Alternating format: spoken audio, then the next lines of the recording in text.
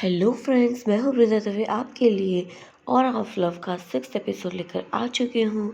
I know इस बार मैंने ज़्यादा लेट कर दिया, बट होपफुली नेक्स्ट टाइम मैं ट्राई करूँगी कि जल्द से जल्द एपिसोड बना पाऊँ। तो चलिए शुरू करते हैं आज का एपिसोड।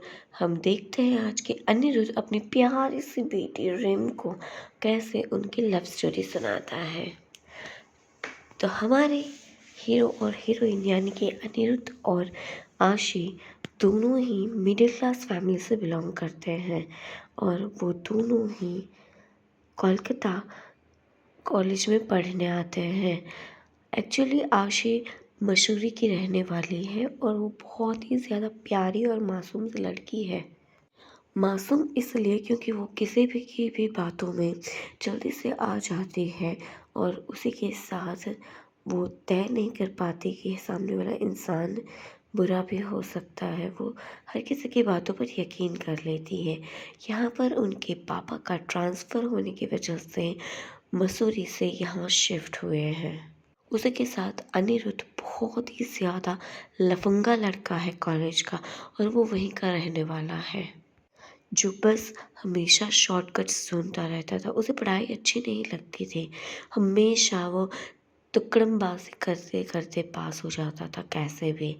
और इस टाइम पर जब वो आशी आई तब भी एग्ज़ाम टाइम चल रहा था। बस एक ही हफ्ते में एग्ज़ाम्स शुरू होने वाले थे। आशी बहुत ही ज़्यादा खूबसूरत थी, इसलिए जैसे ही वो आई तो सारे बच्चे, सारे लड़के बस उसी को घूरते रहते थे, उसी के साथ फ्लर्ट करने की कोशिश करते रहते थे। और अनिरुद्ध का बेस्ट फ्रेंड है रॉकी और वो भी फ्लर्ट करने की कोशिश करता था आशी के साथ। आशी अपनी बेस्ट फ्रेंड माही को लेकर आई थी वहाँ पर, क्योंकि वो भी वहाँ पर एडमिशन लेना चाहते थे। वो दोनों ही बहुत ही ज़्यादा बेस्ट फ्रेंड थे। जहाँ पर आशी होती थी वहाँ पर ही माही को एडमिशन लेना होता था। वैसा ही कुछ अनिरुद्ध और रॉकी का था। वो दोनों भी चड्डी-बड्डी थे और उन लोगों को भी चाइल्डहुड से साथ में रहने की आदत थी। एग्ज़ाम टाइम था तो सब लोग पढ़ने में बिज़ी थे। एग्ज़ाम शुरू होने पर जैसे ही अनिरुद्ध क्लास में आता है तो वो थोड़ा-सा नर्वस दिख रहा था। और एग्ज़ाम शुरू होने के बाद अनिरुद्ध प्रोफ़ेसर से बचने के लिए चीट्स निकाल कर लिखने की कोशिश कर रहा था, पर इस बार वो नाकाम हो गया और उसकी चिट नीचे गिर गई। प्रोफेसर ने ये देख लिया। उसने अपने पैर से वो चिट आगे खिसका दी और पूरा इल्ज़ाम आशी पर लगा दिया। और आशी तो इस सब चीज़ों से अनजान थे बिल्कुल। वो रोने लगी। प्रोफेसर ने उसे कैबिन में आने के लिए कहा और आने के बाद 3 दिन के लिए सस्पेंड कर दिया। उसकी कोई गलती नहीं थी, पर फिर भी उसे सज़ा मिली तो वो बहुत ही ज़्यादा डिसअपॉइंट थी। और उसमें भी एग्ज़ाम चल रही थी और उसे सबसे बुरा ये लग रहा था कि अब वो एग्ज़ाम नहीं दे पाएगी। उसके बाद सब लोग उसे चिढ़ाने लगे, चीटर चीटर कहकर। पूरे कॉलेज में उसकी बदनामी हो रही थी। हर कोई बस उसे चीटर ही बुला रहा था। और तभी अनिरुद्ध को पता नहीं ये सब कुछ बर्दाश्त नहीं हुआ और इसीलिए उसने खुद जाकर प्रोफेसर के सामने कन्फेस किया कि नहीं, ये चीटिंग उसने की थी। और तभी प्रोफेसर ने उसकी जगह पर अनिरुद्ध को सस्पेंड किया 3 दिन के लिए और आइंदा ऐसे किसी पर भी बेवजह इल्ज़ाम ना लगाने पर सलाह दी। और तभी अनिरुद्ध ने खुद आशी के सामने आकर कहा, अब तुम फ्री हो, अब तुम्हारे लिए कोई सज़ा नहीं है, क्योंकि मैंने खुद कन्फेस किया है कि ये चीटिंग मैंने की थी। हाँ, वो क्लासरूम में थोड़ा सा ऊपर नीचे हो गया था, इसलिए मैंने तुम्हारे ऊपर चीटिंग का इल्ज़ाम डाल दिया, पर अब तुम फ्री हो। मैं सस्पेंड हो चुका हूँ 3 दिन के लिए, सॉरी। तभी आशी ने ज़ोर से एक तमाचा छड़ दिया उसके ऊपर और कहने लगी, सॉरी, तुम्हें पता भी है कि तुमने किया क्या है? अपने किए का इल्ज़ाम किसी और पर लगाना ये तुम्हारे लिए मामूली सी और छोटी सी बात है। पूरी कॉलेज में सब लोग मुझे चीटर बुला रहे हैं और तुम कह रहे हो कि सॉरी। क्या होगा उससे, बताओ तो मुझे क्या होगा। अभी अभी हमारा ट्रांसफ़र हुआ है, कोशिश कर रहे हो यहाँ पर एडजस्ट होने की, और तुम्हारे जैसे लोग जो चीज़ हमें करने नहीं दे रहे हैं। दफ़ा हो जाओ यहाँ से, मुझे तुम्हारी शक्ल भी नहीं देखनी है। आशी बहुत ही ज़्यादा गुस्सा हो गई थी उससे, और अनिरुद्ध भी अब गाल पर अपना हाथ लिए वहाँ से चला गया। उसे भी बहुत ज़्यादा बुरा लग रहा था। वैसे तो आज तक उसने अपने किए कि कोई भी चीज़ का कन्फेशन नहीं किया था, पर पता नहीं पहली बार उसने किया और उसमें भी ऐसा रिएक्शन मिला किसी का, तो वो भी बहुत ही ज़्यादा बुरा महसूस कर रहा था। यहाँ पर बहुत कुछ कहने के बाद आशी को रियलाइज़ हुआ कि शायद उसने कुछ ज़्यादा कह दिया है। इसलिए वो अनिरुद्ध के पास गई और उसने चीज़ों को ठीक करने की कोशिश की, और उसने कहा, मैं तुम्हारी मदद करना चाहती हूँ। मैं चाहती हूँ कि फाइनल एग्ज़ाम्स में तुम कवर अप कर लो। तो अगर तुम चाहते हो तो मैं तुम्हारी हेल्प कर सकती हूँ, तो प्लीज़। तभी अनिरुद्ध ने कहा, कुछ वक्त पहले तो तुमने मुझे थप्पड़ मारा और अब मेरी हेल्प करना चाहते हो, वो क्यों? बस ऐसे ही, तुम्हें प्रॉब्लम है तो नहीं करूँगी। और तभी अनिरुद्ध ने कहा, नहीं नहीं ठीक है, अगर तुम हेल्प करना चाहती हो तो ठीक है, पर मैं तुम्हें एक बात बता दूँ, प्रोफेसर्स भी मुझे पास नहीं करवा पाए हैं आज तक। ट्राई कर लो तुम भी, देखते हैं क्या होता है।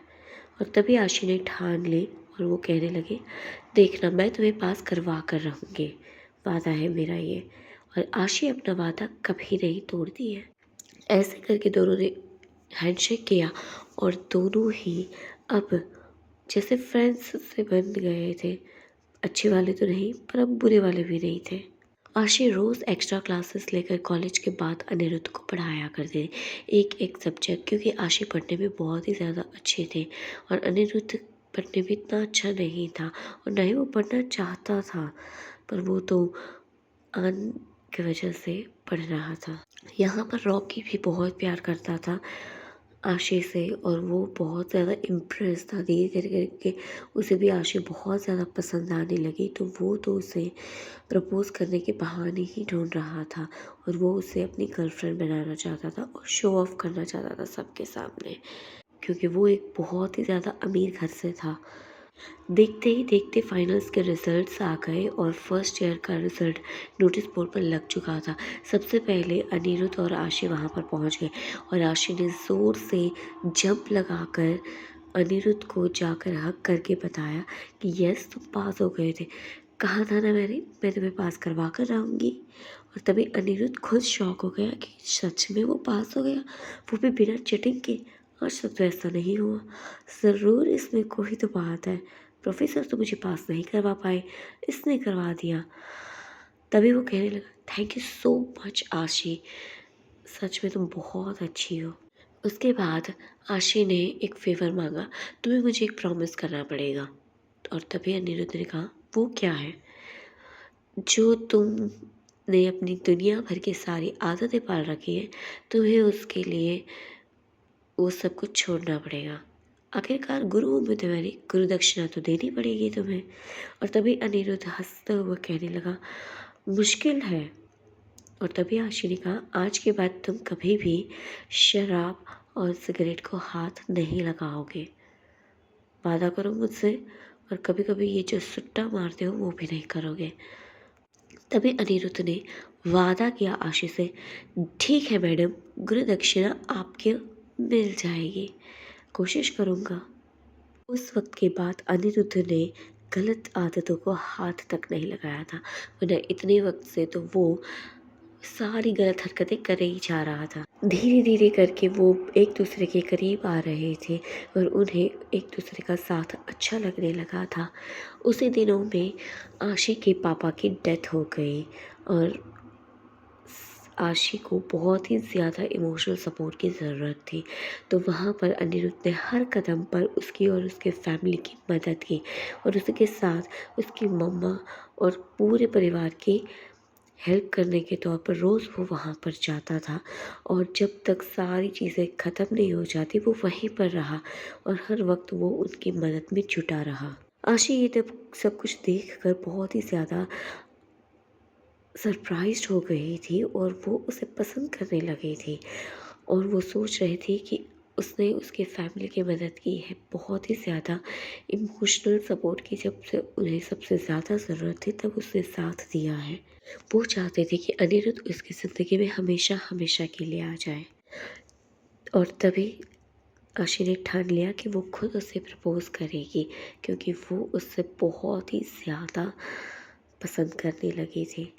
और यहाँ पर उसकी बेस्ट फ्रेंड माही भी ये सब कुछ देखकर इम्प्रेस हो गई थी और वो भी उसे बहुत ज़्यादा पसंद करने लगी थी। जैसे ही सब कुछ ठीक हुआ और वो कॉलेज आना शुरू हो गई तो सारा माहौल कुछ वक्त में अच्छा होने लगा और फिर एक दिन लाइब्रेरी में अनिरुद्ध को बुलाकर आशी ने एक बुक दी और अनिरुद्ध को समझ नहीं आया कि उसमें क्या था और वो बुक देकर भाग गई। और जैसे ही अनिरुद्ध ने उसे खोलकर देखने की कोशिश की तो उसमें रोज़ रखा हुआ था और प्यारा सा लव लेटर था। इसमें लिखा हुआ था, शुरुआत तो हमारी झगड़े से हुई थी पर धीरे धीरे करके तुम मेरे दिल को ऐसा छूने लगे हो कि मैं हमेशा हमेशा के लिए तुम्हारे दिल में जगह बनाना चाहती हूँ। I love you Anirudh, I love you so so so much. Please मुझे अपनी ज़िंदगी का हिस्सा बना लो हमेशा के लिए। बस इतना लिखा हुआ था और अनिरुद्ध के चेहरे पर बड़ी सी मुस्कुराहट आ गई। वो दौड़ता हुआ गया आशी के पास जो क्लास में बैठी हुई थी और पूरे क्लास के सामने वो चिल्ला चिल्ला कर कहने लगा, आशी आई लव यू आशी, आई लव यू सो मच।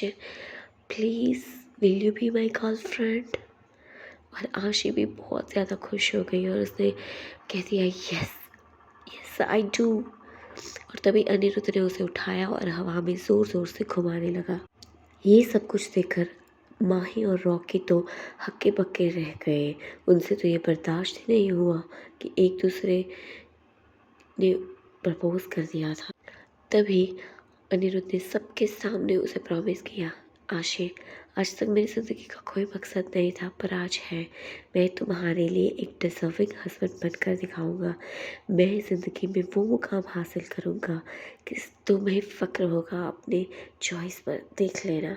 और मैं तुमसे इतना ज़्यादा प्यार करता हूँ और इतना ज़्यादा प्यार दूंगा कि तुम संभाल नहीं पाओगी। और आशी ने कहा, मैं भी कुछ ऐसा ही चाहती हूँ। Anirudh thank you so much, I love you I love you. और ऐसे उन दोनों ने ही अपने प्यार को कन्फेस किया। तो मेरी कहानी आज यहीं पर ख़त्म होती है। चलिए मिलते हैं नेक्स्ट एपिसोड में। Thanks for listening, bye bye. मैं जल्द से जल्द 7th एपिसोड आकर आपको सुनाऊंगी। अगर आपको मेरी कहानी पसंद आई है तो प्लीज़ लाइक शेयर कमेंट और सब्सक्राइब कीजिए। Thank you so much, bye.